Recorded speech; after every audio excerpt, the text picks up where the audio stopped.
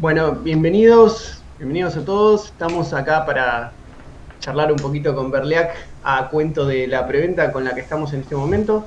El nuevo lanzamiento, La Virgen de los Mil Amperios, que bueno, es un libro que la verdad hace un montón que teníamos ganas de publicar mientras veíamos que iban saliendo estas historietas de Berliak en Japón, así que estamos un poquito acá como para charlar ahora, y de paso es como medio un reencuentro del staff original del podcast Control Comic.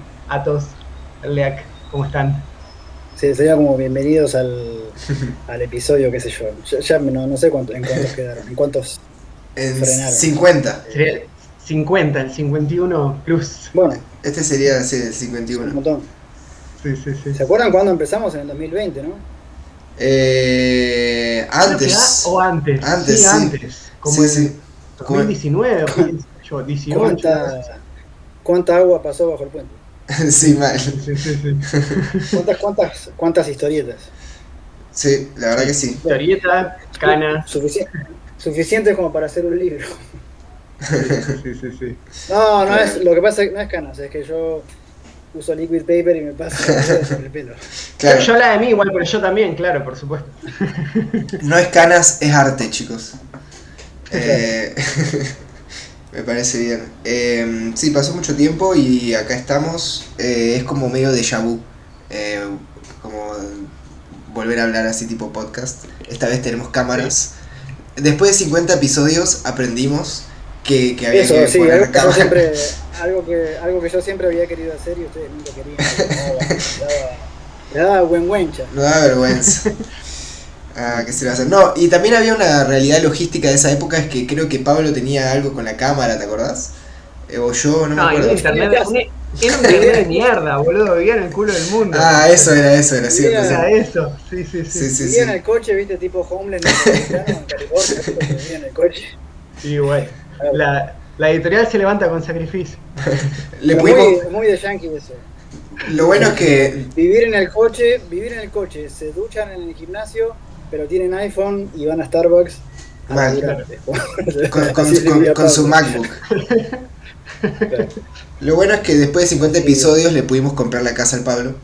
Y eso. entonces... Hicimos Sí, el aparte, crowdfunding. detrás de este panel como que está el patio, tipo, Bueno, estamos. entonces, reunido el grupo de los Power Rangers original, y para un caso muy especial que es esta edición de La Virgen de los Mil Amperios, que es Berliak, tu nuevo libro antológico.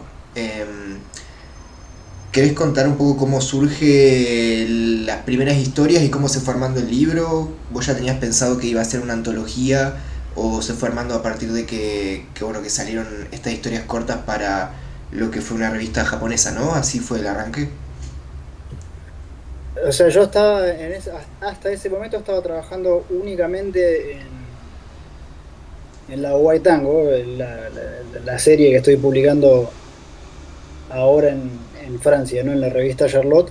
Pero Ujú. yo en ese momento estamos hablando igual y yo calculo que durante a ver, de la, tirando al final de la pandemia, una cosa así, que fue como toda esa oleada de gente sacando cosas en digital y que parece que fue ayer, pero en realidad fue hace unos años ya. Años Este, ya, sí.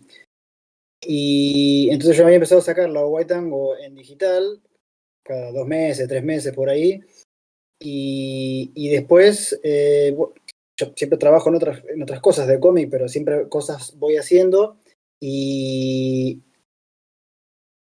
y, y en un momento me contacta esta revista de Japón para, para enviarles una historia corta, ¿no? Me contactan, si no mal no recuerdo, por Twitter, porque en Japón se maneja mucho por Twitter. Y claro, yo ya venía como muy metido en ese universo de la White Tango. Y al mismo tiempo estaban esos primeros capítulos de la White Tango que estaba como presentando el personaje principal y un poco de lo que se dice world building, ¿no? Como el lore de la historia. Pero claro, eso yo me propuse que la White Tango, al ser una serie, que en ese momento era una serie digital, autopublicada digitalmente, yo lo quería hacer como si se publicase en Japón, en una revista de Japón, que vas todos los meses y vas recibiendo feedback o vas incorporando cosas que van pasando, que se te van ocurriendo, ¿no? Entonces yo no quería entrar no quería entrar a la Huaytango con todo ya premontado, digamos. De hecho, las primeras, digamos, 48 páginas, la primera vez que me pasa, porque con Salvo me pasó lo mismo, tuve que rehacer cosas porque fui descubriendo algunas aristas que estaban buenas, que se me habían pasado por alto, que hacía falta presentarlas al principio de la historia. Entonces, ¿qué pasa? Cuando me proponen de hacer esto, le digo, bueno, me mandan un ejemplar de la revista, Avalon, y era 90-80% era hentai. Y digo, bueno, ¿querés que hagamos hentai? Hacemos hentai, digo, porque yo no tengo donde publicar así nada de contenido erótico en Occidente, olvídate. A Claro. no ser que tenga esa cosa medio como humorística, ¿viste? Como picaresca, ¿no? Vendría a ser la palabra. Pero a mí yo siempre me interesó, yo siempre quise hacer, de hecho ya lo he hecho en otras historias cortas para antologías, pero hace muchos años, que yo siempre quise hacer, y algún día lo voy a hacer más y mejor, de incorporar, digamos, el eroticismo dentro de una trama de una historia seria, en donde la cuestión erótica sea como, en donde sea sobre la sexualidad, digamos. No que incluya sexualidad, sino que sea sobre eso, ¿no? No sé, se me viene ahora a la mente, no sé, poner un tipo como Gaspar Noé, ¿viste? Como que tiene como muy adelante la cuestión del Claro. eroticismo y es parte fundamental de la trama que no lo podés. Entonces dije, wow, bueno, si me proponen hacer esto, podemos hacer algo así. Y el tipo me dijo, no, no, a mí lo que me gusta de tus historias es esa cosa de esa onda exótica, ¿no? Y medio como que tiene como algunos dejos de la revista Garo, ¿no? Como con narración y qué sé yo. Bueno, ok, le digo. Ok. Viste, como yo quería hacer lo otro, aprovechando que por fin surgía esa ventana. Le digo, pero bueno, nada, hagamos eso. Entonces le mando la primera historia que básicamente es la historia que da la historia que da título al libro, que se llama La Virgen que llora sangre, se llama en el libro. Después lo cambié para el libro, para el título de nuestro libro, lo cambié por La Virgen de los Mil Amperios, que ya vamos a hablar de por qué ese título. Entonces le mandé esa primera historia que fueron 4 páginas. Y después pasó que la revista es trimestral y me siguió pidiendo cosas. Entonces, allá la segunda historia más o menos, dije, no, yo quiero hacer hentai, yo quiero hacer algo así, no le pedí permiso ni nada, le mandé eso, le gustó, le mandé otro y así continuamos. Pero, ¿qué pasa? Al mismo tiempo que yo iba haciendo esas historias cortas, yo iba volcando ahí eh, elementos y aspectos de ese lore del agua tango como para ir ensanchando el mundo del agua tango y que las historias de alguna manera dialoguen de una manera conceptual, si querés, dentro de ese mismo lore con la agua tango. Obviamente no tenés que leerlo juntos, pero quería que haya como una especie de parentesco. Bueno, yo lo comparo muchísimo con la novela Pedro Páramo de Juan Rulfo, un escritor mexicano de los años 50. Tiene su novela Pedro Páramo y después tiene una colección de relatos que se llama El Llano en Llamas, que van como muy juntos, pues están en el mismo lugar, con la misma atmósfera. Los personajes no, pero son como libros muy compañeros, digamos. Y yo quería como hacer eso un poco. Después sí que más adelante hay alguna que otra historia en La Virgen de los Mil Amperios que repite personajes de la White Tango y que son como capítulos accesorios, si quieres llamarle, de la White Tango, como disgregaciones del tronco principal de la historia. Entonces, por ahí está bueno eso de ¿no? que en algún momento cuando termine la White Tango, que si con suerte también será en la Argentina, también está, como donde sea, está bueno que la gente pueda tener esos dos libros compañeros, ¿no? Que medio como que parten del mismo núcleo conceptual de la historia. El mismo lugar, los mismos nombres de los lugares, mismos temas también. Y lo que sigue en la Agua de Tango, la cuestión de la sexualidad no está presente, entonces le metí por ese lado más parejo en la Virgen de los Mil Amperios, ¿no? Entonces, cuando el editor japonés me empieza a pedir historias, qué sé yo, y voy haciendo esto que acabo de contar, fue con el tiempo, que digo, mira, estas historias podrían ir juntas, ¿no? En un libro, en una colección de historias cortas, pero me costó un tiempo, unos meses, digamos, encontrarle el punto en que para mí, por lo menos, las uniera. Y de hecho, esto fue algo que dialogamos con Pablo durante un tiempo y tuvo que macerar lo suyo como para poder encontrarle ese punto. Y, y fue medio de carambola, porque yo septiembre me casé por la Iglesia Católica, entonces estudiando teología, sobre todo teología del cuerpo, que se dice en el catolicismo, ¿no? Y también como toda la cuestión de la moralidad del sexo, o sea, tiene que ver con la teología del cuerpo, es qué es el cuerpo según la visión católica, y junto con eso, digamos, qué significa el cuerpo y la sexualidad, y cómo todo eso forma parte de un edificio moral, digamos, católico. Y fue por ese lado que dije, claro, yo acá, digamos, en la White Tango y en varias de las historias de la Virgen de los Mil Amperios, estoy investigando por ahí las conclusiones lógicas, ¿no? Los fines últimos de una desintegración total de la moral en favor de un materialismo, y creo que el sexo con androides es creo como que el epítome de eso. Entonces fue por ese lado que dije como, ah, mira, acá está, ¿no? Como la sexualidad es parte de esa deconstrucción total, si querés, y a su vez también decadencia, ¿no? Como, no los considero sinónimos, pero digo que en el contexto de la historia van juntos, y fue por ese lado que conseguí. Entonces, de ahí el título también, ¿no? Virgen tiene que ver con sexualidad por un lado, pero también con esta cosa del credo, ¿no? Y de los 1000 amperios es como una energía, pero que a su vez tiene como esa base material y es como que en donde todo se mezcla. Entonces al llegar a ese concepto fue cuando el libro fue como, es el libro, ¿no? Antes de eso eran historias cortas, eran todas sueltas, pero que tenía ganas de recopilarlas, y cuando dimos con ese concepto fue como, ahora estamos listos, ¿no? Y justo cuando decimos, bueno, démosle por adelante, el editor japonés me dice lo mismo, me dice, me gustaría por ahí más adelante de este año, sería este año que estamos ahora, hacer un libro. Y dije, bueno, buenísimo porque ya está casi listo, faltan un par de historias más. Y él solo vio, yo no se lo mandé porque me olvidé, pero él vio mi posteo con la tapa y me dijo que le encantó y vamos por ahí, así que nada, ni se lo tuve que vender porque todo junto, digamos. Claro, claro. Es rarísimo. Pero bueno, la edición japonesa va a tener un par de historias más, serán 20 a 30 páginas más, ¿no?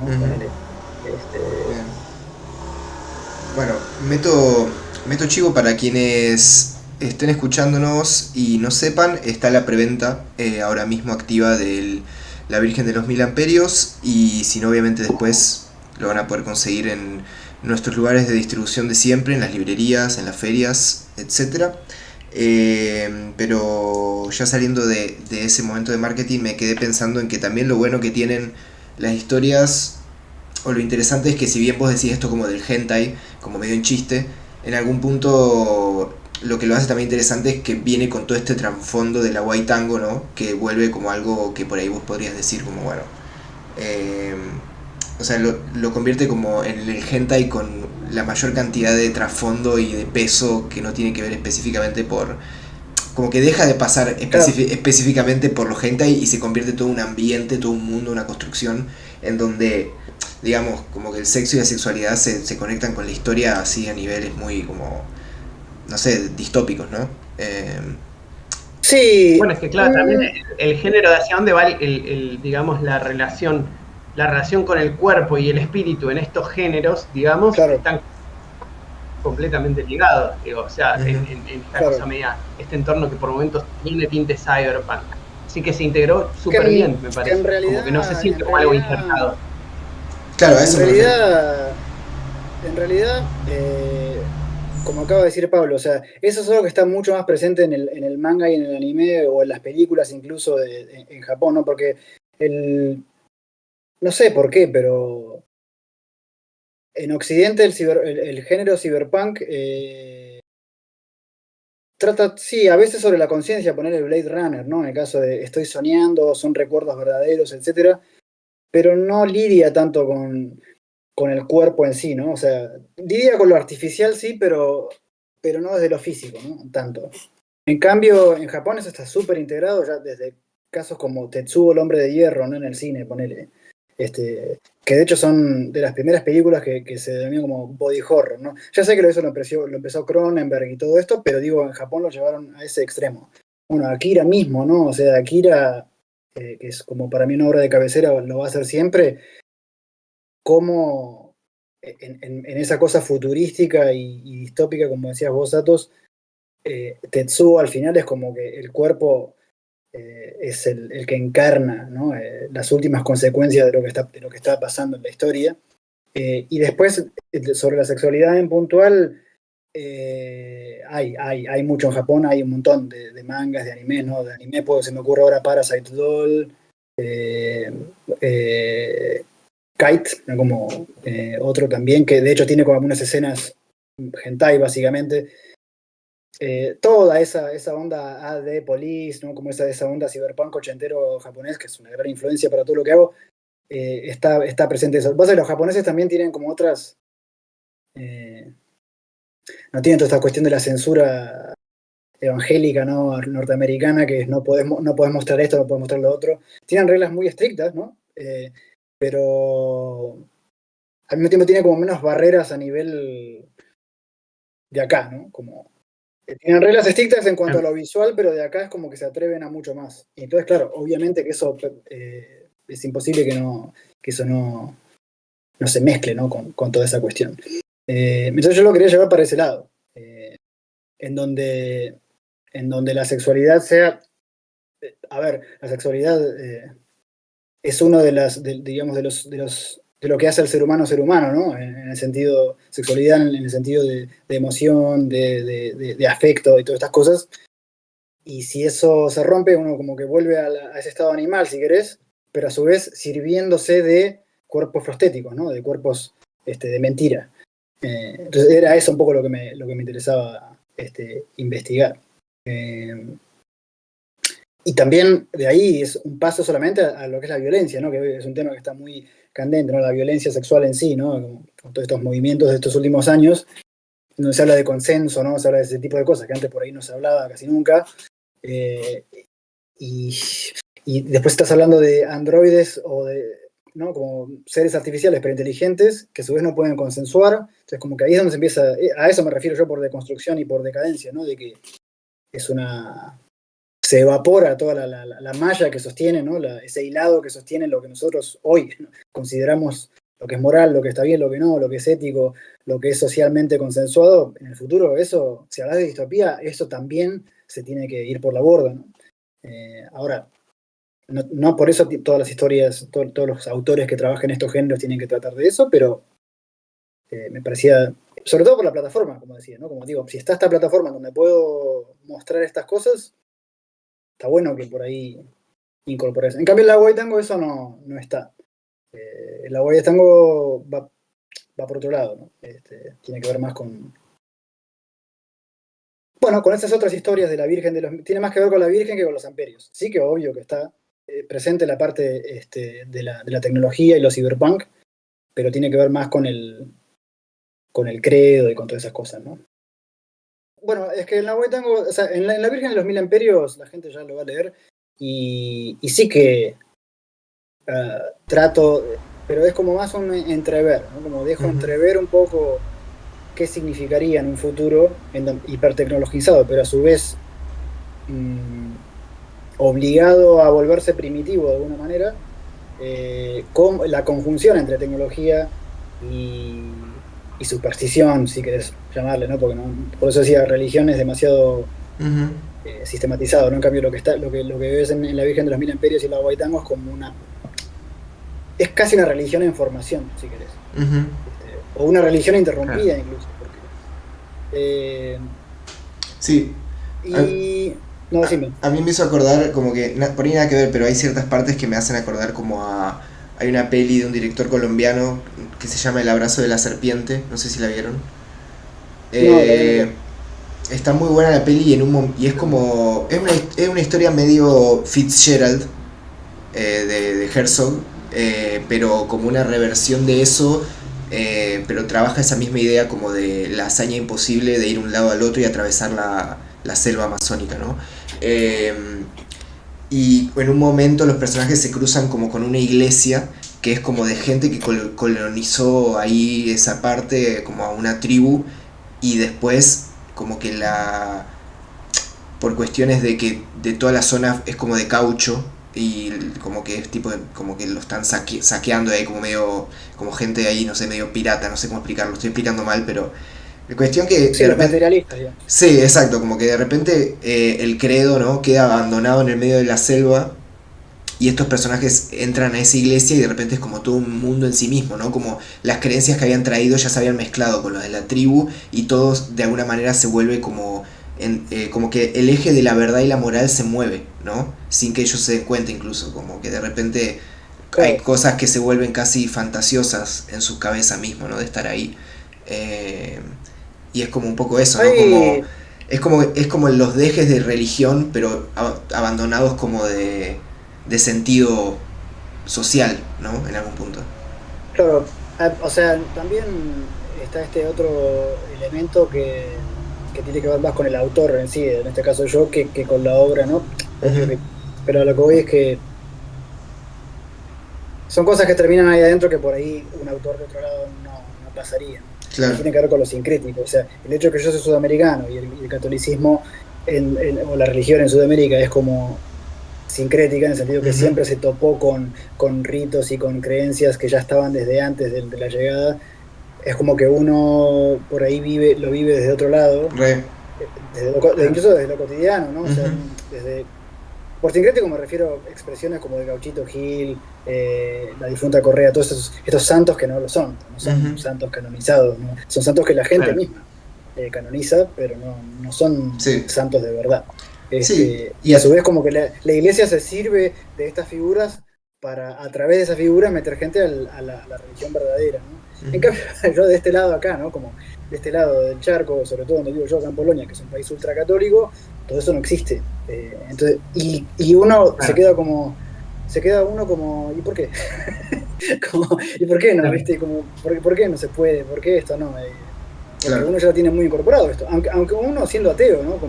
Sí, no, totalmente. Como, como la gran mayoría de la gente, ¿no? Que no cree por ahí en nada, pero sin embargo está eso ahí todo el tiempo. Ujú. Sí, sí, sí. Como decís vos, por ahí el sentido está removido o está alterado, y para mí eso tiene que ver más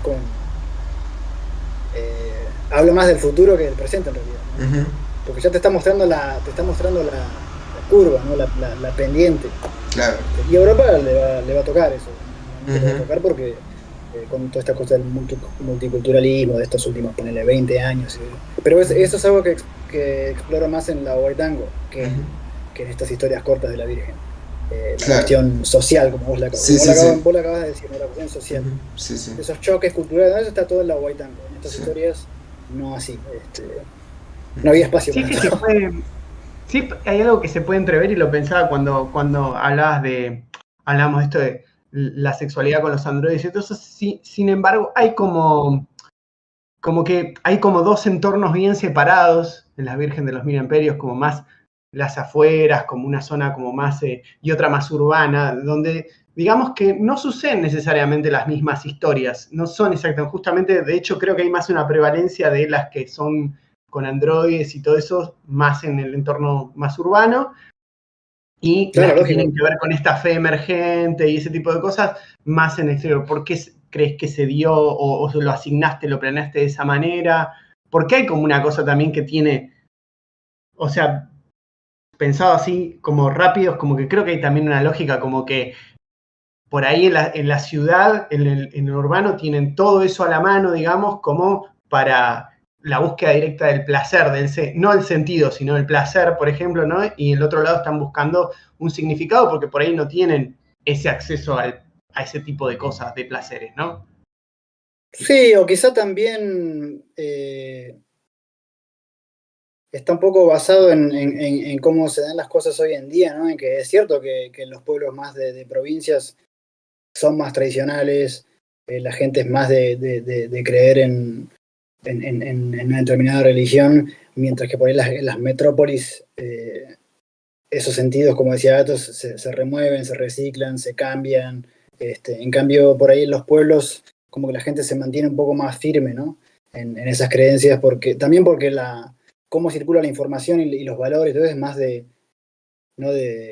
A través de los vínculos familiares, por ejemplo. En cambio, Claro, la gente que va a las grandes ciudades no tiene ese contacto con la familia tan estrecho, entonces los valores por ahí son más, se dan de una manera un poco más en apariencia quizá caótica, ¿no? Y uno está más expuesto a la información, entonces como que por ahí va tomando de aquí y de allá. O sea, por algo, a ver, nunca vas a ver a alguien en un pueblo de provincia haciendo yoga y estas cosas así. El hippie del pueblo sí, pero digo, no es como, no es como en Capital, no, o en Córdoba Capital, lo que sea, en donde esas cosas están como más, toda esta cuestión New Age y todo eso, no la vas a ver en los pueblos chicos. Reitero, está el hippie que recién volvió del Bolsón y viene flipado con eso, pero es raro, es raro. Entonces, esa dicotomía entre campo y ciudad también, que bueno, que las historias vas a ver que se menciona mucho en que la gente va y viene, o sea, el que está en Samsara, ¿no? En la ciudad, en la Virgen de los Mil Imperios, suele ser un inmigrante de Camposanto, del pueblo, que por alguna razón terminó yéndose del pueblo, terminó en la gran ciudad, por ahí se fue a buscar la vida o tuvo que irse escapando. Después está el que vuelve, ¿no? El que vuelve vuelta al pago, ¿no? Como que se dice, y se tiene que encontrar con esas cosas. Sí. Y algo autobiográfico también hay, porque yo, digamos, yo soy de Buenos Aires, me crié en Buenos Aires y todo, pero mis viejos eran de provincia, entonces yo he pasado muchísimos veranos en la provincia de Buenos Aires, en los pueblos de mis respectivos abuelos. Entonces yo eso es algo que siempre he sabido observar, ¿no? Esas dinámicas casi opuestas Uh-huh. entre ninguna de las dos totalmente buena, ninguna de las dos totalmente mala, por supuesto, sino que son distintas, ¿no? Los códigos son distintos. Y cómo la gente de los pueblos que se va a las grandes ciudades, cómo son los primeros en volverse casi una caricatura, ¿no? Mi padre incluido, o sea, amigos que lo llamaban a mi viejo, lo llamaban el último porteño, y no era porteño, pero era como la caricatura del porteño. Claro. Pero bueno, sí, la cuestión del espacio también, eso también está explorado más en la Huaytango, y ahí sí que se explora más el espacio, porque entre medio hay un desierto, ¿no? Entre el Camposanto y Samsara hay como un desierto, hay una nada en el medio, como que son dos polos muy opuestos. Entonces yo diría que la Virgen de los Mil Imperios, ya desde el título, propone siempre todo es como binario, ¿no? Como Claro. el campo y la ciudad, Claro. la Virgen y las putas, digamos, androides pero putas al fin. Uh-huh. Etcétera, etcétera, ¿no? Como la tecnología y la fe, los afectos y la violencia, etcétera, a veces mezclados, ¿no? Sí, algo que me quedé pensando es también que no sé bien cómo no sé bien cómo es esto en la historia, entonces de paso te pregunto, pero también es como que algo que sí conectó los pueblos y las ciudades, como que siento que digamos estos dos contrastes hoy en día están un poco más unificados, es por ejemplo el internet, ¿no? Claro. Y siento que en las historias del libro, como que la entidad del internet no existe más, parecería. Como que las Claro, no, cosas, exacto. como que el mundo se desconectó, entonces de repente se reseteó en un segundo, que es lo que pasaría hoy en día si sucediera. Se resetea en un segundo el hecho de que las ciudades son metrópolis y los pueblos quedan abandonados, digamos, ¿no? Como me Claro, refiero en claro. cuanto a por la cantidad de gente, o sea, es como una ecuación, ¿no? Matemáticamente lo puedes evaluar que tipo en las ciudades la gente está como súper revolucionada con todas estas cosas que están sucediendo y eso se queda ahí, como que llega muy de cuentagotas a los pueblos también, ¿no? Y los pueblos se van quedando como medio alejados. Me refiero en este mundo distópico que planteas, ¿no? Y siento que eso también es clave Sí, porque... y tampoco no me parece tan alejado de la realidad. No, exacto, es que creo que También cada vez... preguntás a amigos de tus pueblos y el internet lo usan, claro, pero lo usan como una especie de fuente de información, si querés, y para conectarse, por supuesto, Uh-huh. en aplicaciones de mensajería y todo eso, pero tiene otra relación con la internet que no es la misma que tiene el tipo de ciudad. Uh-huh. El Sí, tipo de ciudad, por que... ejemplo, necesita desde el GPS a pedir comida, a pedir un coche, es como que Uh-huh. todo pasa por ahí, ¿no? Está todo en los Sí, pueblos, ¿no? sí. En pueblos vas caminando, vas hasta la roticería y se acabó. Sí, Hablando de sí. pueblos, ¿no? No de ciudades, Y sino de mismo, pueblos. sí, sí, sí, y por eso mismo cuando se cae, digamos, eso en un futuro posible, como que el pueblo reacciona a eso diferente que la ciudad, ¿no? También por eso digo, como de repente tiene sentido como Claro. que los pueblos que se quedan más desamparados viajen hacia una fantasía que tiene que ver más como con algo del alma, ¿no? No sé, o de la salvación, y que en los pueblos sea más como hacia la locura de, ¿no? de la violencia y un poco todas esas En la cosas. ciudad decís. Claro, en la ciudad, sí, en la ciudad. Tipo, me parece que Bueno, eso está en bueno. la White Tango precisamente por eso digo que son libros compañeros. En la White Tango precisamente es donde es el punto en la historia de todo este lore que yo presento, es el Ujú. punto en la historia en donde esos dos mundos se cruzan, ¿no? Claro. Entonces, quien en algún día con suerte pueda leer las dos obras, va a ver que en La Virgen de los Mil Amperios las historias no están situadas en un tiempo concreto propuesto desde el libro mismo, sino Claro. que es como que algunas pueden pasar mucho antes, otras mucho después. Hay como una especie de misterio, yo lo quería dejar un poco Ujú. así también, ¿no? Como que no se sepa bien qué historia pasó antes de cuál, ¿no? Ujú. Sí. Si están muy lejos en el tiempo la una de la otra. Sí, de En hecho cambio, creo que en el alce como que se habla de un evento medio catastrófico que está pasando en Camposanto, por ejemplo, ¿no? claro, Y en otras historias Camposanto está como sin nada, digamos, ¿no? Como que necesariamente no se puede armar la línea de tiempo. claro, claro, pero por eso la Guaitango por lo menos no es que ayude a resolver ese misterio o a aclarecer todo, pero por lo menos sirve de eje. Y Claro. sin quererlo me di cuenta que era, no sé si fue que, mira, la verdad que no te sabría responder si me hubieras preguntado, pero digo que no sé si hice, digamos, la Guaitango surge, digamos, con su propia fuerza y después las historias de la Virgen de los Mil Imperios las voy armando alrededor, ¿no? Como orbitando. O al revés, porque si te soy sincero, más o menos tengo la misma cantidad de páginas a hoy día de la Virgen de los Mil Amperios y de la Huaytango. Entonces, conforme fui avanzando en la Virgen de los Mil Amperios, más fui llevando a la Huaytango a esa función de eje, ¿no? Claro. De ancla, si querés. Ok, ya que tengo semejante desbarajuste de historias aquí y allá en la Virgen de los Mil Amperios, pues por ahí la Huaytango estaría bueno que sea un poco ese ancla.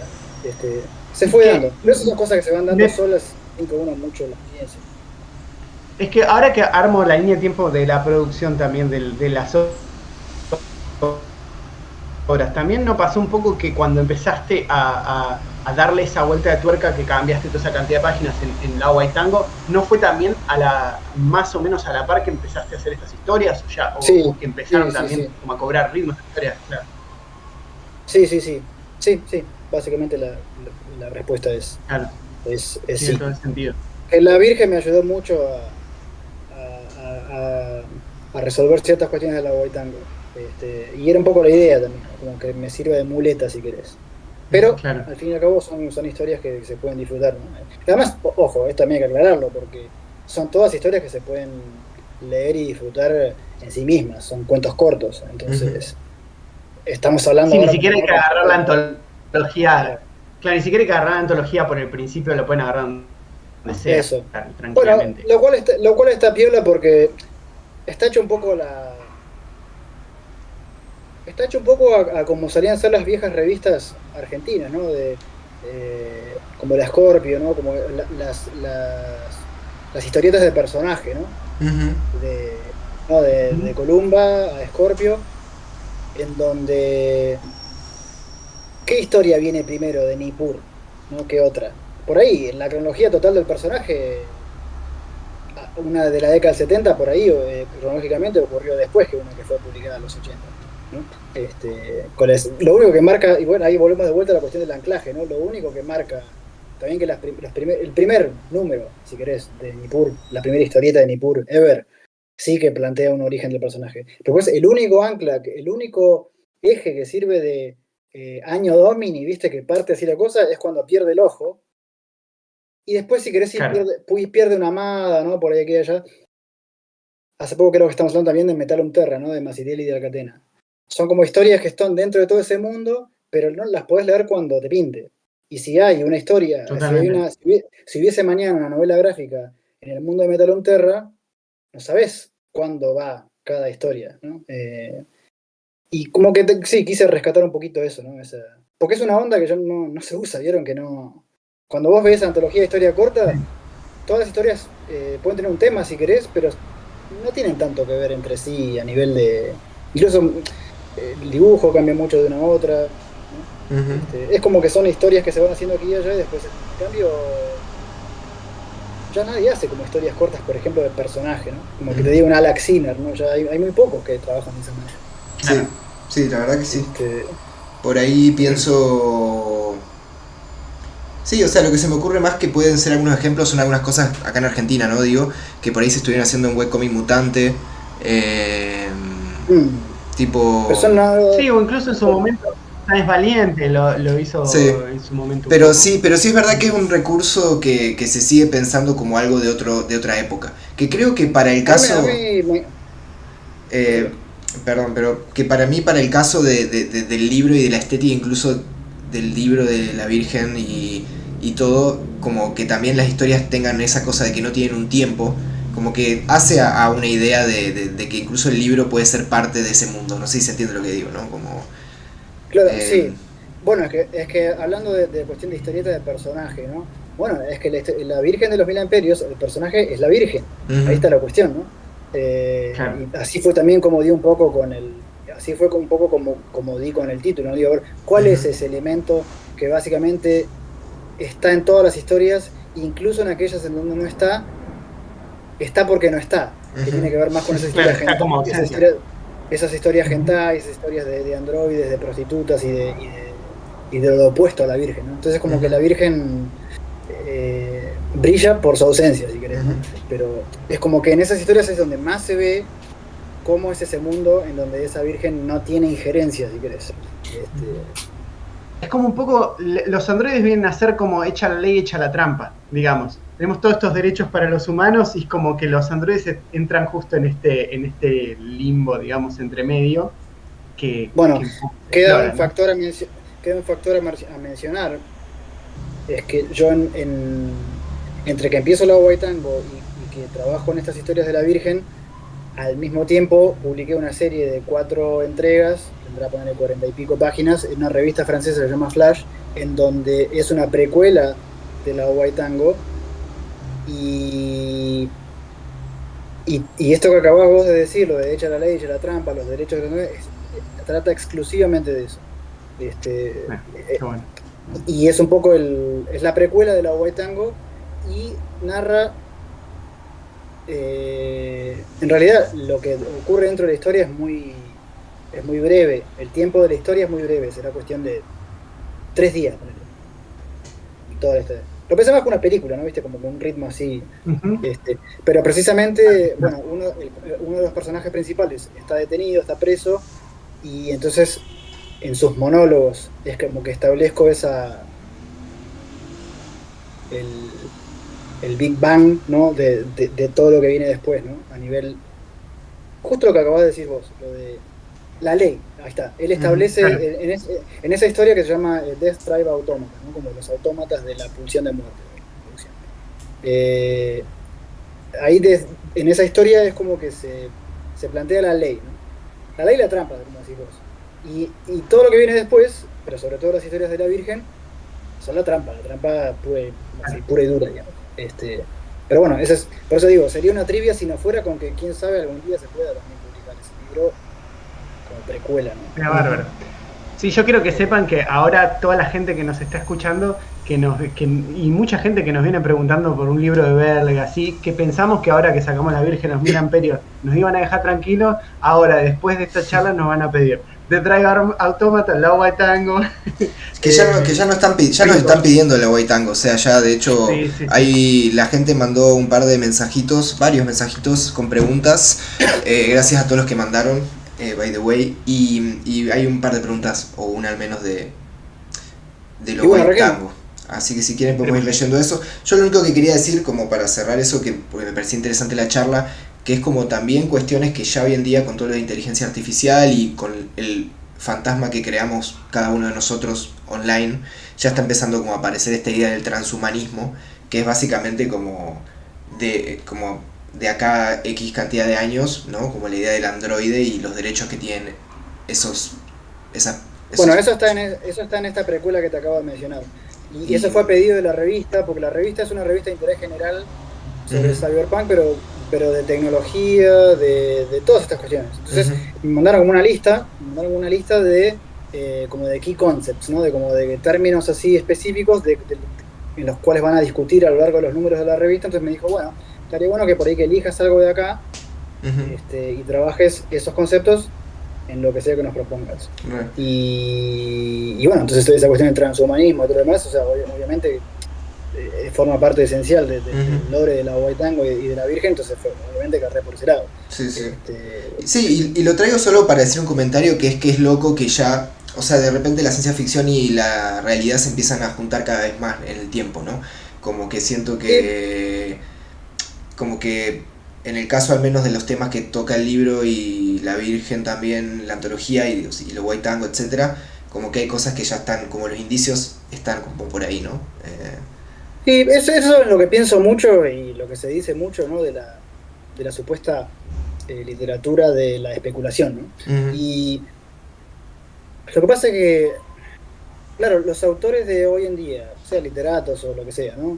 Que estén trabajando con ese tipo de cuestiones, es como que no tienen el lujo que solían tener los escritores por ahí de ese mismo tipo de contenido de los años 60, 70, 80, en donde los lapsos entre que se empezaba a discutir una cosa y que en efecto la sociedad llegaba a ese punto en que se volvía la realidad, eran un poco largos, digamos. Podías especular unos cuantos años con qué iba a pasar respecto de esa cuestión. Claro. Por ejemplo, la inteligencia artificial. Qué sé yo, ponerle Asimov, Yo Robot, que es de la década 50, ¿no? Y recién ahora estamos en efecto como de verdad pensando en esa Astro Boy, ponerle de la década del 50 también, de Tezuka, ¿no? Claro. O Metrópolis, ¿no? Metrópolis de los años 20, el Metrópolis de Tezuka es de los años 50 también o 60, y recién ahora como que realmente estamos pensando en esas cosas. En cambio, los que trabajan en estas cuestiones hoy no tienen tiempo, ya tocan un tema y ya al toque salió algo que por ahí te lo puede refutar o quedar viejo enseguida, claro, o replantear. Yo creo que por eso tiene que ver también, porque yo un tiempo a esta parte viste que se vino un boom de historias postapocalípticas, viste, qué sé yo. Y yo durante un tiempo pensaba que podría ser por la cuestión de la pandemia, ¿no? Como que la pandemia fue un sacudón y todo el mundo de repente se vio como obligado a imaginar qué pasaría si, ¿no? Y además, lógico que una pandemia, tantas muertes y qué sé yo, tiene como una cosa digamos, de hecatombe, ¿no? Si querés. Sí, como un estado de shock. Entonces yo pensé que podía llegar ayer por eso que se venía. Bueno, mismo lo que vos hiciste, Datos. Sí. Mano oculta. Mano oculta. Eso surgió inmediatamente durante o incluso después de la pandemia. En realidad fue antes, pero salió para cuando arrancó. Sí, salió justo claro. No, porque me confundo con el otro 2020, ¿no? Claro, ese es de Brondo, que lo publicamos. Eso sí salió. Pero viste que hubo todo como una... No fue solo en Argentina, fue en todos lados, ¿no? Como hubo como una camada así de... Y yo pensaba que podía llegar a ser por eso. Pero después me puse a pensar y digo, no, quizá lo que pasa es que no... Si querés tratar temas candentes, no te da el tiempo. Hasta que vos surgiste con una idea y eso ya se volvió realidad y como decís vos, Pablo, entonces, ¿qué pasa? Estás obligado a imaginar más allá de lo que está pasando ahora. ¿Y qué ves ahí adelante? Y bueno, ahí está la cuestión de la imaginación, ¿no? Pero por lo que veo, no es esa cosa optimista de los años 50 en donde los coches volaban y todos éramos felices, ¿no? Al contrario, como que han surgido más. Entonces, pues sí es distópico, ¿no? Con respecto de la Virgen de los Miraperios o la Huaytango. Para mí ni siquiera es post-apocalíptico, porque no es que el mundo se termina. O sea, el género, y de vuelta, tiene que ver mucho también con mi catequismo bastante reciente a raíz de mi matrimonio, qué sé yo. Por ahí es más apocalíptico que post-apocalíptico, ¿no? Es como que está lidiando con el fin de los tiempos en el momento en el que está sucediendo. Sí, totalmente. De hecho, creo que también, y otra de las razones por la que puede ser el auge tanto post-apocalíptico, es que es también un poco liberador, porque digo, es un poco como borrón y cuenta nueva, y el mundo es un desastre, pero se volvió más sencillo. O sea, digo, yo creo que un mundo como el que estás presentando vos tiene mucha más complejidad de elementos que un post-apocalíptico que es más supervivencia, y listo, digo, ¿no? Creo que a veces también el hecho del tabula rasa que genera el post-apocalíptico es como también, o sea, tiene una contracara de que podría tener como un cierto habría un cierto optimismo en un regreso a algo más primitivo, digamos, ¿no? En cambio, ahí todavía tenemos que lidiar con todas las complejidades de la sociedad, ¿no? Sí. Y ya que estamos hablando del apocalipsis, voy a arrancar, y de la sociedad, voy a arrancar con las preguntas que nos hicieron por Instagram. Sí, que son todas inteligencias artificiales. Sí, son todo el chat, le preguntamos al chat GPT. Y la primera pregunta dice, que de paso la manda Emma Peña, que le mandamos un saludo. Dice, de tu obra y de otro autor, ¿qué libros salvarías en el fin apocalíptico de los tiempos? Salvaría la Biblia, porque ahí está todo. Bien. Bueno, ahí ya hay 66 libros creo que hay dentro de la Biblia, así que son unos cuantos. Claro. Y si se refiere a la cultura popular por ahí, y la macana es que suelen ser muchos tomos, ¿no? Por ejemplo, Akira son 6 tomos, 3000 páginas. Bueno, igual dice libros en plural, ¿eh? Pedro Páramo y El Llano en Llamas, de los dos de Juan Rulfo, que de casualidad también es mexicano como Emanuel, están como... De hecho, yo cuando tengo que hacer una historia nueva para Avalon, La Virgen, ok, pienso la idea, ¿no? Como que escribo un par de cosas que quiero que estén en la historia, y cuando estoy listo para empezar a escribir el texto, lo primero que hago es agarrar El Llano en Llamas, leer un cuento cualquiera, y después pienso, ok, ¿cómo escribiría Juan Rulfo esta historia que quiero hacer hoy? O sea, ¿cómo la redactaría, no? Y por ahí, viste, para los que conocen mi trabajo desde hace muchos años, por ahí, poner mi primer libro, ¿no? Rachas, 100 volando. Por ahí reconocía mucho más, por ejemplo, la influencia de Cortázar, sobre todo en Rachas, en la manera de escribir los textos, ¿no? Claro. O sea que eso, viste, eso, la literatura en la historieta, en los textos de historieta, es como que es algo que por lo general siempre se pasa por alto, ¿no? Como que obvio que es como si los guionistas solamente leyeran para inspirarse o para robar ideas y qué sé yo, o porque les copa y tal, ¿no? Pero nunca hablan del texto en sí, de cómo trabajan el texto en sí. Un tipo como Robin Wood o Oesterheld, ponele, ¿no? Un tipo muy, muy grande. No conozco ninguna entrevista que digan, a mí me gusta cómo escribe este escritor y yo me copio de cómo él escribía, cómo él redactaba. No encontrás casi nunca eso. O Alan Moore, ponele. Entonces, sí, bueno, para responder la pregunta de esos dos libros, pero ya que estaba, lo explicaba cómo formaron parte de la... ¿Y de los tuyos? ¿Vale hablaba de eso, eh? Claro, porque pregunta, de otro autor y de tu propia obra. Así que la Biblia... de mi obra salvaría el Tango porque todavía no terminé. Porque me llevaría, bueno, en un pendrive me cabría lo que tengo. Claro, para estar entretenido en el apocalipsis. Claro, sí, exacto, para terminar. Era un pendiente eterno. El apocalipsis de Berliac, ¿no? Como que lo hacía en una isla en Grecia, ¿viste? Te juro. En una cueva, ¿no? Como, sí, la Tango, definitivamente. Bien. Bueno, sí. De hecho, para mí, yo la Tango le tengo muy poca fe en el sentido de recepción del público. Eso para mí no va a funcionar muy bien. Como Sadboy, ponerle que Sadboy salió en, qué sé yo, en 7 países, creo. Para mí no se va a repetir esa historia con la Tango porque es como demasiado raro, ¿no? Como que... Bueno, nunca se sabe, ¿eh? Pero bueno, veremos. Bueno, seguimos con el ping pong espiritual que acá nuestros seguidores nos están proponiendo. Y la otra pregunta es, ¿con quién te llevas mejor? ¿Con el futuro o con el pasado? Perdón no puedo hacer nada por las preguntas. ¿Cómo? Claro, no, habría que interpretar a qué se refiere. Exacto. Bueno, en otro tiempo hubiese por ahí... Bueno, en otro tiempo, siendo sincero, por ejemplo, hace 5 años, ponele, hubiera respondido que me llevaba muy mal con los dos. Después me llevaba muy mal con el futuro. Porque me dio esa crisis de los años 30, no de la década, sino de la edad de los años 30, cuando todavía tenía 30 y pico, que eso no te da como por pensar en el futuro y qué sé yo. De repente el futuro resultó no ser lo que yo esperaba que iba a ser, resultó ser mucho mejor de lo que yo esperaba, y a su vez ya cuando llegás a los 40, yo tengo 42, cuando llegas a los 40 es verdad que empezás a repasar el pasado. Entonces tuve como esa relación forzada con el pasado. Fue bastante duro, o sea, darse cuenta de ciertas cosas. Pero hoy en día me llevo bastante bien, lo cual ya es signo de un viejazo, porque cuando uno se vuelve más viejo, ¿qué hace? Habla de la infancia, habla de esas cosas, ¿no? Claro. O sea, como al revés, el último es con lo único que te llevas bien es con el pasado, cuando te vuelves viejo. Como que me agarran siempre ahí en el medio del tránsito, del puente, ¿no? Como que no soy ni joven ni viejo. Antes de repente no era ni historietista ni mangaka, ahora no soy ni joven ni viejo. Pronto no va a ser ni hombre ni robot. Y así, me parece bien. Acá preguntan por otro lado, de tu carrera como artista, como autor, ¿cuál ha sido para vos el punto más decisivo?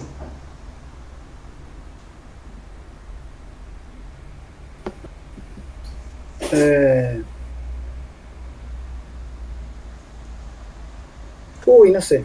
O sea, pasa que se dio todo tan accidental a lo largo de mi carrera, los puntos así, digamos, importantes siempre han sido como que han pasado. Porque para los que conocen un poco, pero no lo digo para los que no me conocen, que son los más, yo muchos años yo me dedicaba a la música, entonces profesionalmente, entonces en un momento en que yo ya no quería hacer más música profesionalmente, estaba esa posibilidad de que por ahí de volver a dibujar, ¿eh? Entonces dije, bueno, empecemos como un hobby aunque sea. Y yo estaba casi recién llegado a Argentina, vuelto de Europa, de trabajar como músico y todavía trabajando como músico en Argentina. Y dije, bueno, qué sé yo, hagamos cómics y a ver, qué sé yo, ¿dónde puedo hacer esto? Y no sé, me dijeron que hay una revista que se llama Fierro, ponele. Y agarré y le mandé algo, salió ahí y a raíz de eso también al mismo tiempo casi sale mi primer libro y de ahí hasta el día de hoy que se transformó en mi trabajo, ¿no? Después está saltos por ahí cualitativos en cuanto a lo profesional, ¿no? Porque de hacer eso, de haber empezado a publicar digamos, en serio, ¿no? Mi trabajo y hacer libros y qué sé yo. Después, cuando sale Sadboy, a finales del 2016, yo estaba como con un pie todavía en esta cuestión de... O sea, yo ya vivía del cómic hacía rato, pero, viste, cuando estás en ese punto en que decís, no sé hasta cuánto más puede durar esto, no sé cuánto tiempo más puedo hacer solo esto, porque es muy sacrificado. En ese momento estaba viviendo en Alemania, solo, de pagar el alquiler, alimentarme, nada más me podía como que permitir, digamos, esa vida del mangaka sufrido, si querés.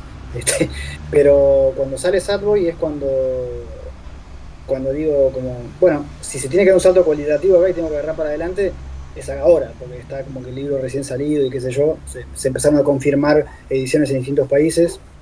Después pasó lo de Canadá, no sé si se acuerdan esa controversia que hubo, me cancelaron el contrato y qué sé yo, y ahí fue, precisamente esa fue la confirmación de que no hay vuelta atrás. Es como ahora ya sos un profesional. Porque si te pasó esto, que de repente decís una cosa y uno se enojó y te cancelan y se fue toda la mierda y se armó todo ese quilombo, no sos un fancinero. Ahora ya es como que... Eso, no sé si se acuerdan, pero lo que pasó, eso que yo dije, no sé qué cosa, fue había sido 2 años antes cuando yo hacía fanzines y me chupaba todo un huevo. Claro.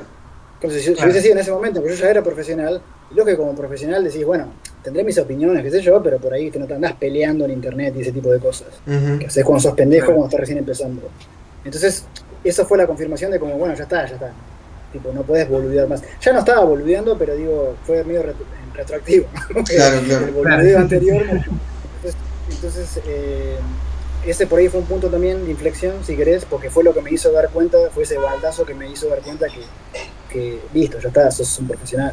Claro. Y con todo lo que eso conlleva, lo bueno y lo malo.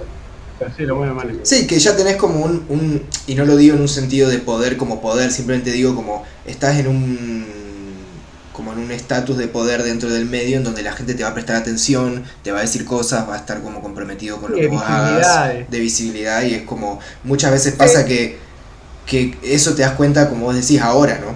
Como tipo, o sea, o cuando pasan esas cosas, claro. Son como... Y después precisamente ahora en estos últimos años, bueno, si querés ponele, ¿no? Si yo me acabo de mencionar esta cuestión de la controversia en Canadá, ¿no? Como un punto de inflexión. Bueno, si querés desde ese punto hasta acá, fue todo como muy de planeador, ¿viste? Como que apagué los motores y todo siguió Claro. solo, súper bien, cada vez mejor, y mi verdadera carrera profesional empieza gracias a eso, yo diría incluso. Ni siquiera diría después de eso, o incluso aunque eso no, al revés, porque eso pasó fue que yo entré en esa cosa de planeador. Y a día de hoy que la vengo planeando, ¿no? Pero con calma, Bien. con mucha calma. Y eso también significó una bajada del ritmo de publicación, porque a ver, yo no publico un libro en Argentina desde que, no sé, desde Sadboy, ¿no? Que hace un montón, 2017. Claro, sí, 2017. Sí. Y es muy loco, ¿no? Porque precisamente porque soy profesional, es como que esa desesperación por publicar y esa cosa del ritmo de publicar todo el tiempo, es como que ya me puedo permitir no hacer más eso. Algo que recién ahora entiendo, ¿no? Yo antes, cuando era más pendejo, criticaba como, hijo, ¿cómo se llama este? Craig Thompson, ponerle o Daniel Klaus, todos estos canadienses. Decís, hijo de puta, cada 10 años vas a hacer un libro, dale. Claro. Y ahora entiendo por qué. Claro. El que puede, ¿no? Algo así. No, y es que además el material lo vas cocinando a otro ritmo y de a poco. Sí. Sí, es que incluso el otro día no me acuerdo con quién, con alguien así, algún amigo dibujante, incluso puede ser con el Mauro Reif Schneider, que le mando un saludo, que seguro nos va a estar escuchando. Mauro. Con el Mauro, creo que charlábamos de que, digamos, el cómic parece que... Acá me estoy yendo de tema y me olvidé que estamos haciendo de las preguntas, ¿no? Pero bueno, estábamos charlando de que tipo lleva mucho tiempo hacer cómic, aunque no parezca desde lejos, realmente al final hoy en día con un montón de tecnologías que hay para hacer películas, por ejemplo, yo creo que puedes tener una película en menos tiempo que puedes tener una novela gráfica. Obviamente después tenés gente en Japón que son unos que laburan y te tienen un montón de páginas constantemente, pero digo, como dentro del sistema de acá a nivel, digamos, Argentina, por ejemplo, de lo que podés ganar económicamente de hacer un libro y tal. Lo puedo traer al contexto de nuestra charla porque precisamente si las historias que componen el libro de la Virgen no fueran publicadas en Japón, ¿no? Por una revista profesional que me está pagando, olvídate que lo hubiera hecho, no lo hubiera hecho. Claro. La Guaitango lo mismo, la Guaitango, ¿por qué al cabo de 100 y pico páginas lo pongo en hiatus, como se dice en el mundo del manga, ¿no? Miura creo que hizo famosa esa expresión. Lo pongo en hiatus porque surgen otras cosas. Claro. Por eso, ahí está la cuestión de que hablaba de volverse profesional. No hablo de... No digo de volverse profesional, me refiero a que tenés que trabajar, ¿no? en los encargos y en lo que te piden, que yo tengo la fortuna y la miseria de hacer solamente historietas. Entonces, nada, tengo que hacer otras cosas, listo, se hacen. Intento llevarlas para el lado de lo que yo quiero, darme esta constelación de historias, ¿no? Alrededor de un lore principal y qué sé yo. Pero la Guaitango está todavía en hiatus de producción a día de hoy. Ahora que empezó a salir en Francia, ok, ahí listo, ahí le podemos dar. Pero si no aparecía, por ejemplo, la serialización de Francia, que yo, andás a ver cuándo me volví a agarrar. No, claro. Por ahí aparecía un Virgen volumen 2 antes que la Guaitango, o sea. Claro. Así como apareció la precuela de la Guaitango antes de que salga la Guaitango. Sí, que está bueno pensarlo así, ¿no? Dentro de las posibilidades que te dé el medio de profesionalizarte, está interesante pensarlo así. Digo, es como trabajan más la gente, no sé, por ejemplo en animación, que hemos tenido charlas sobre eso en los últimos episodios del podcast, que es como, bueno, o sea, vos puedes tener tu proyecto personal, pero también de repente tu estudio hace otro proyecto, porque hay plata para ese otro proyecto. Lo bueno es que y chao.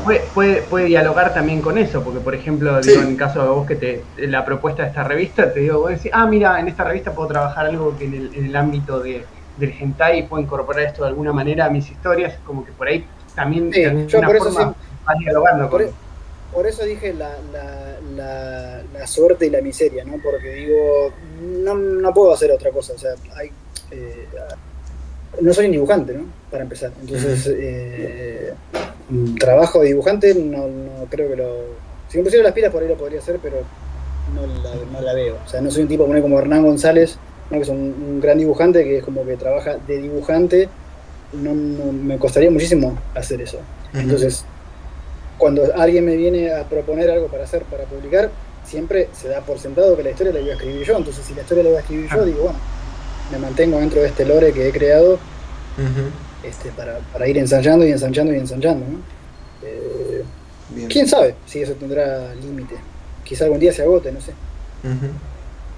Bueno, hablando de dibujo, vamos con otra pregunta que dice, noto en tus últimos trabajos que tu estilo manga se amigó con tus claros oscuros muñonescos, o sea, de Muñoz. ¿Es una síntesis buscada intencionalmente o una alegre casualidad? No, el claroscuro está ahí desde siempre, desde que yo empecé a dibujar, bueno, profesionalmente, si querés, desde Fierro, Rachas, todo eso, que el claroscuro siempre estuvo ahí. Para mí el claroscuro es como una manera de hablar, ¿no? Es como un acento, es como una manera de caminar, una manera de Ujú. expresarse, ¿no? Que surge natural. Eh, y tiene que ver también con los géneros por ahí que me interesan. Blade Runner es un film noir, en el futuro, pero es un film noir. Ujú. Eh, y, pero sí, creo que la pregunta se debe referir a que, claro, es verdad que por ahí, en esa época de Sad Boy, si querés, o de Asian Stop Junk y de esos libros que por ahí debe ser eso, por ahí. ¿Quién preguntó? ¿No es de Argentina la persona? No. Sí, Entonces, por ahí, claro, lo que tienen sí, visto último mío. es una pregunta que mandó, si no me equivoco, Carlos Mestre, que es alguien que parece Claro, que por eso. conoce mucho tu laburo, porque siempre ha estado Pero atento claro, a... porque él debe conocer por ahí o se debe basar en otras cosas que ha visto mío publicadas en Argentina. Ujú. Bueno, mismo lo que ustedes hicieron, lo de, ¿te acuerdas de Yang Yang, los Asian Store Junkies, Sadboy incluido, o Desolation.exe? Que sí que es verdad que mm, esa cuestión del claroscuro, eso sabía. No me hacía falta para ese tipo de cosas que yo Ujú. estaba narrando en ese. Claro. Eh, y en cambio ahora sí, ahora. Bueno, estamos hablando de cuestión apocalíptica, ¿no? Que ya estás hablando ya de un tono más sombrío, más oscuro. Crimen, estás hablando de policial. Claro. Y ahora el desafío por ahí es al revés, ¿no? Como ya que tengo esta manera de expresar las cosas, ¿qué historias me hacen falta para esto? Eh, Claro. y después también otro binario, si querés, que se va a apreciar en La Virgen, es que también desde la parte de la gráfica, ¿no? Porque hay historias que por ahí eh, eh, son más sintéticas, si querés, son más cercanas al manga tradicional, y de repente hay un par de historias ahí que incorporan técnicas que están como dibujadas sobre fotos, que es una técnica que usaba Enki Bilal, Ujú. también gran influencia, eh, o ponerle el Sienkiewicz, ¿no? Toda esa camada de vértigo, ¿no? ¿Cómo se llamaba este tipo? El de Dime Oscuro, ahora no me sale el nombre. Pero digo, hay un montón de esa camada Williams. sí, El ese. de más oscuro que Eh, Williams. Mm. de imprimir fotos, ¿no?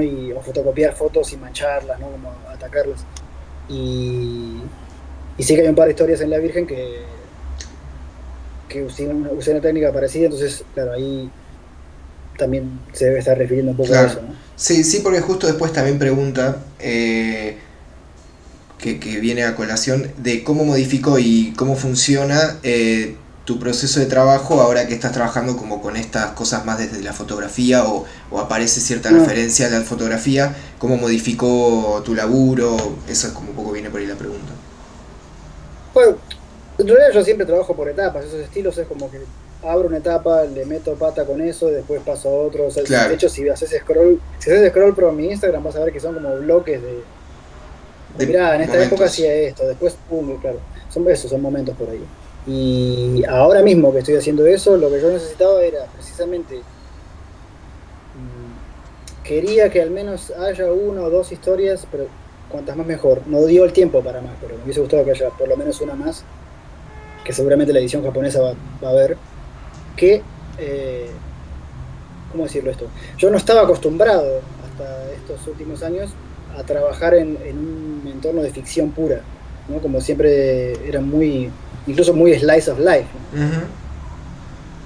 Y entonces lo que me propuse fue, bueno, ya que propongo algo que es completamente ficción e imaginario, por ahí agregarle esa capa de realismo utilizando una técnica que incorpora fotografías como que ayuda a hacer sentir al lector esa cosa más tangible de ese mundo imaginario, ¿no?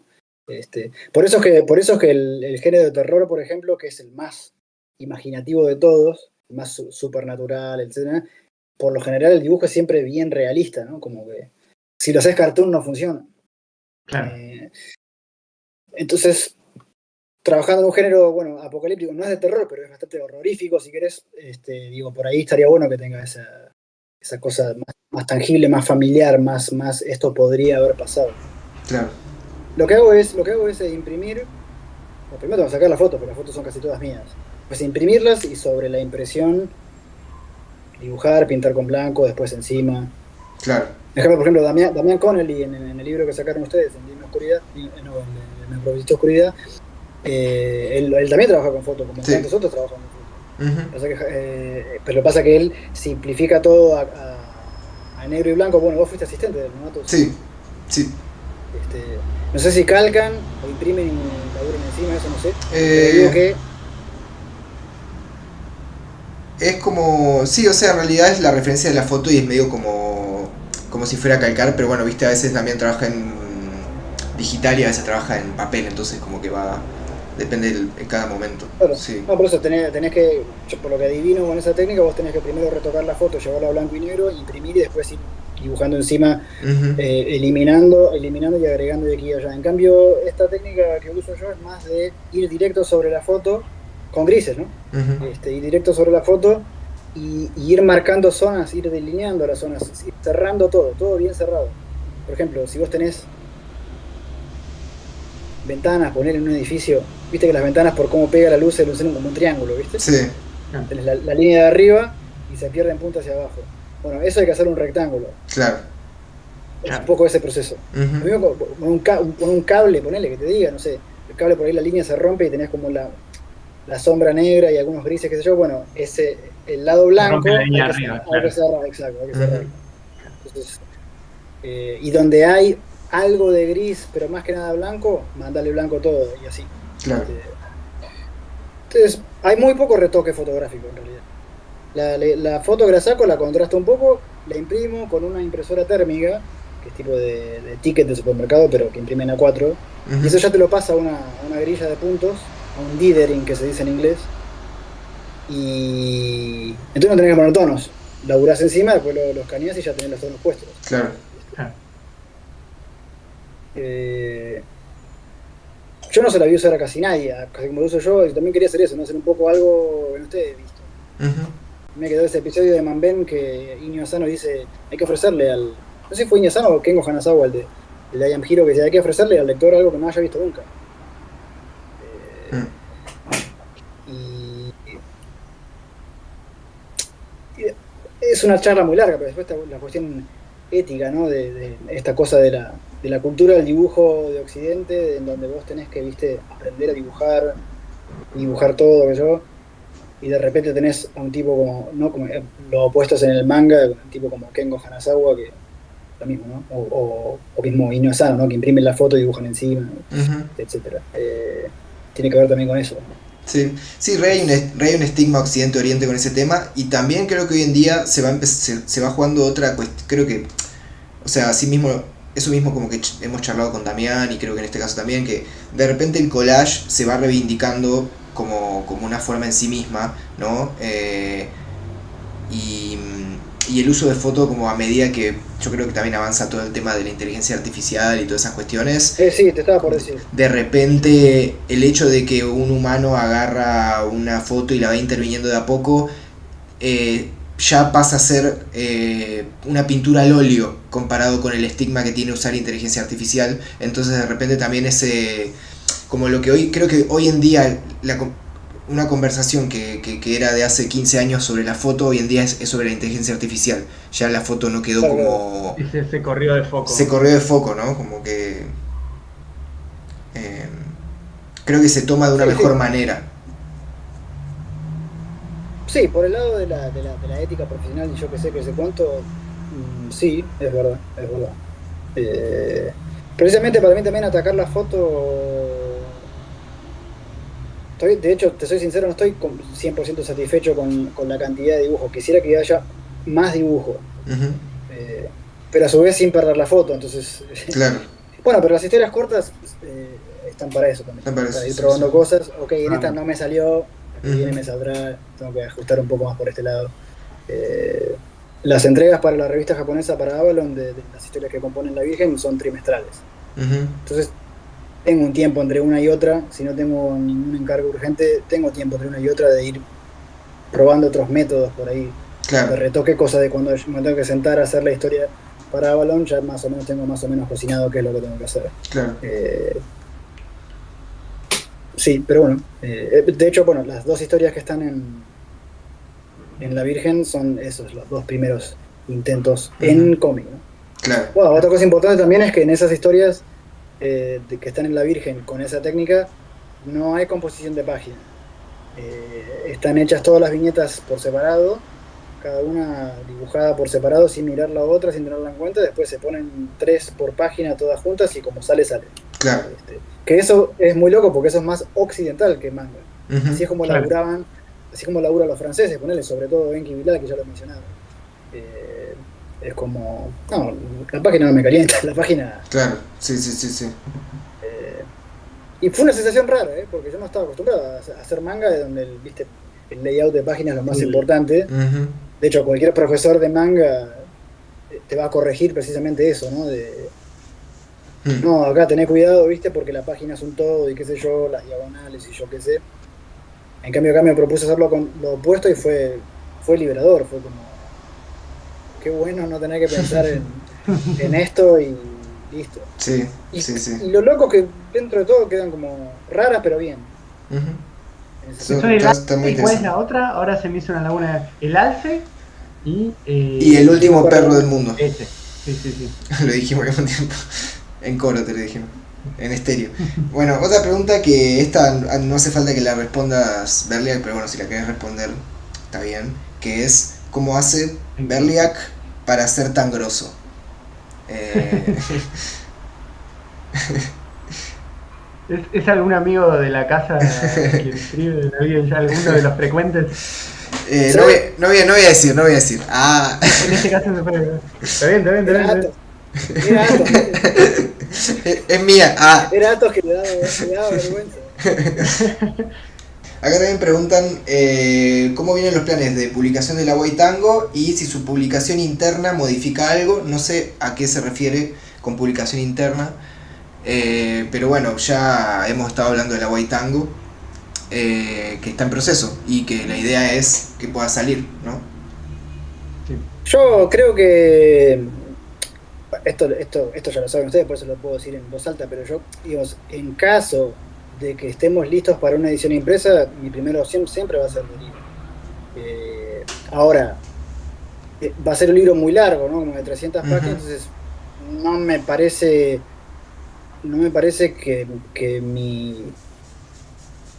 eh, ¿cómo llamarle esto? No creo tener la estatura como para publicar un libro así tan grande en Argentina en un solo volumen y que la gente vaya y lo compre. Ujú. Soy un autor, digamos, que la gente no me conoce, que me conocen muy pocos, entonces por ahí tendría más sentido publicarlo más de un volumen. Ujú. O sea, en 3 de 100, en 2 de 150. Ahora, yo estoy llegando a la mitad del libro, a 150 páginas. Ni bien yo tenga confirmado que la serialización continúa, que está todo viento en popa y que se puede financiar los capítulos que vienen, ahí sí estamos en condiciones de decir, ok, sí, se puede hacer el libro porque ya Ujú. sabemos que se va a completar. Ahora, no serviría de nada sacar el volumen 1 de 150 páginas ahora sin saber cuándo lo vamos a Ujú. terminar, porque yo esto lo puse en hiato reitero en el 2023. O sea Ujú. que no sería justo tampoco hacer esperar a la gente tanto tiempo. Y Un lo último. poco, antes de que pase a la última pregunta, entonces quería Sí. decir con esto, para cerrar a toda la gente, que porque sé que nos van a preguntar y nos preguntan, entonces sepan que ni Berliak ni nosotros nos olvidamos en la White Tango.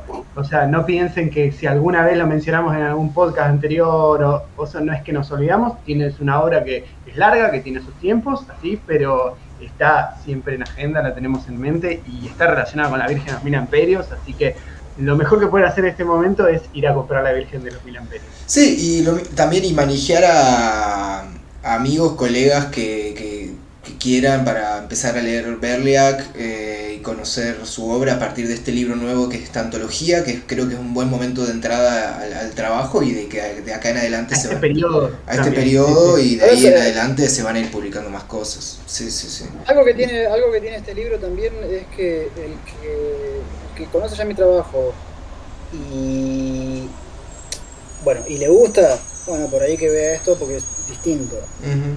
Y el que lo leyó y no le gustó, también es distinto, o sea que quizá también le puede, es como, tipo, Claro. ahora sí me gusta porque es distinto a lo que era antes. Por lo que hemos estado hablando ya se sabe más o menos por dónde van los tiros. Ujú. O sea, pero eso, es distinto eso, no tiene nada que ver con nada de lo que haya hecho, Ujú. publicado antes. No, totalmente. Sí, totalmente. De Bueno, hecho, estuvo la opción, ustedes se acuerdan que estuvo la opción de sacar, aunque sea un fanzine, algo chiquito de 30 páginas, ujú. recopilando precisamente las historias que hice entre la etapa Sad Boy, digamos, y empezar la White Tango, Ujú. que hubo colaboraciones para, no sé, para Corea, para Francia, para distintos países, y una para Japón. Bueno, pero esa sí que salió en Argentina, Coin Pusher, que la editó Buen Gusto Ediciones. Entre Coin Pusher y otras historias más para distintos países, hubo como ahí como un pequeño periodo de lo que venga. Es como que no tenía el lore de la White Tango, pero tampoco estaba en esa cosa de anterior. Ujú. Y hablamos en el momento de recopilarlas, pero no era tan nuevo, pero tampoco era lo de antes. Entonces dijimos, bueno, dejamos pasar y vamos con lo nuevo. Sí, sí. Entrar con todo. Sí. Algún día se puede hacer, pero como publicidad, qué sé yo. Sí, algún día podrías, yo creo que, bueno, esto ya hablando así por hablar, ¿no? Por Pero ejemplo, todo el material que todo hice ese para material. Fierro, que son como. Todo el material que hice para Fierro en esa época, que son suma casi 100 páginas, en distintas, entre Fierro y antologías de sudamericanas, ¿no? De Brasil, de Perú, que yo en esa época colaboraba, hay como 100 páginas de material, está todo inédito, Sí, ¿sabes? sí. Sí, esas y mismo antologías de distintos países. toda la etapa Coin Pusher, Yang Yang, etcétera, son cosas que ya cada vez se consiguen menos y que en algún punto es todo eso, más lo que esto que dijimos que no quedó al final, todo eso se puede hacer un libro como de una etapa en particular, ¿no? Está bueno que queden ahí como inconseguibles, ¿no? Bueno, Vos tenés está el bien. primer poemario de Borges, bueno, Típico, esto que están viendo, También que- esto que están viendo, escuchando, es típico editor versus artista. Tipo, el editor queriendo reeditar toda su obra y el artista diciendo, claro. pero es que lo nuevo es lo mejor. Pero me parece bien también. Por eso se confía y por eso también editamos La Virgen de los Mil Amperios. Y voy con la última pregunta, que es por ahí medio diferente a las que estuvimos haciendo. Se va un poco del tema particular del libro, pero bueno, ya que nos la preguntaron y se agradece, lo digo. Que supongo que parece ser que es de alguien que hace música, no sé quién es la persona. Pregunta si tu proceso creativo se ve influenciado por la música. No tanto como antes, porque, por ejemplo, Sad Boy en puntual, la música fue un documento, ¿no? Como uno hace un research que hace uno para elaborar la historia, ¿no? Que haces desde el típico mood board visual, ¿no? Como con cosas tipo de diseñadores de moda, ¿no? Uh-huh. Diseñadores de portada, ponele para el diseño gráfico del libro, ¿no? Haces ese tipo de research, y la música era en sí era parte de todo eso. En puntual, que estamos hablando del 2015, cuando yo estaba trabajando en Sad Boy, estamos hablando de los albores del trap. Uh-huh. Claro. Después lo vuelo y hoy en día es como hiper mega mainstream, tengo entendido. Sí. Pero a mí nunca me gustaba ni me gusta el trap. A mí me gusta el tango y me gusta Bach. Listo, me saqué de eso porque conozco cosas de rock y todo lo demás, pero si tengo que escuchar música, escucho eso y nada más. Uh-huh. Pero lo escuchaba mucho el trap y eso por las letras, por el zeitgeist, ¿no? El Uh-huh. espíritu del El universo. En cambio, esto no. Con la White Tango y con la Virgen no fue tan así. No hay una música del apocalipsis, ¿no? Uh-huh. Al revés, para mí creo que es como el silencio es precisamente lo que más me surge con ese tipo de historias. Si querés algo de ambient, ponele, ¿no? Como pero eso lo pienso en términos muy casi de cinematográficos. De hecho, yo he hecho una diapositiva en video del Alce, de esta historia que está en La Virgen, he hecho un video que está en mi canal de YouTube, y ahí no puse música, puse como una especie de ambient continuo, ominoso, pero no, como inspiración o basarme en eso, no. Bien. Lo que sí, quizá las películas que me influencian tienen su particularidad musical, ¿no? Por ejemplo, las películas de Wong Kar-wai, ¿no? Que tiene el cha-cha-cha y el mambo de los años 50, 60, algo de Massive Attack, ponele, cosas así. Sí, eso sí. De hecho, en realidad estoy chamullando. Estoy chamullando porque ahora que lo pienso, hace poco hice había que editar y dejar fuera esta parte, porque fue tanto chamullo. Pero esto en realidad es a posteriori, no es a priori. Porque él pregunta por la inspiración, ¿no? Le preguntaba por eso. Sí, dice si tu proceso creativo se ve influenciado por la música. No, por eso, no, ok, la respuesta entonces sigue siendo la que di hasta ahora, pero hace poco hice un cassette, porque me compré una grabadora de cassettes y me hice un mixtape de la banda sonora de la Tango. Ok. Pero esto es a posteriori, no es que es música que yo escuchaba para hacer el libro, ni nada, Claro. sino que es como si el libro tuviese un soundtrack, ¿qué tendría? Y bueno, algún día, ¿quién te dice? O sea, si el libro algún día se publica, se puede hacer para el que compre la preventa, tiene cassette. Hermoso, increíble. Sí. Los demás no. No, obvio. Venga. Venga. Bueno, con eso ha sido todas las preguntas. Recuerden que la preventa sigue activa hasta el 7 de mayo. Y bueno, gracias a quienes hicieron las preguntas. Gracias Pablito a vos. Y por supuesto Berliak por todo el tiempo, las respuestas y todo. No sé si queda algo más, Pablito, para hablar. Y si no, podemos ya ir cerrando, que es la típica, dijimos media hora de charlar y ya estamos hace una hora y media. El podcast. Revivimos el podcast. Estaría bueno en algún momento cuando vaya a Argentina, que no tengo una fecha confirmada, pero avisarle a la gente que participó de la preventa, hacerles por supuesto, y descontadísimo que estaría bueno hacer algo para que precisamente puedan venir a firmar los ejemplares y a charlar y qué sé yo. Sí. Se podría hacer algo así también. Sí. Aprovechando que voy una vez cada muerte de obispo. No, eso, y reitero, agradecer a los que compraron la preventa, porque nos ayuda, por supuesto, a las librerías que se sumaron también, que eso es importante, y eso sí. Nada, chicos, gracias de vuelta. Ahora me voy a poner a editar todo esto y bueno, la idea es que salga pronto, así que hasta luego, muchas gracias. nos vemos. Abrazos. Adiós. Chicos, un placer.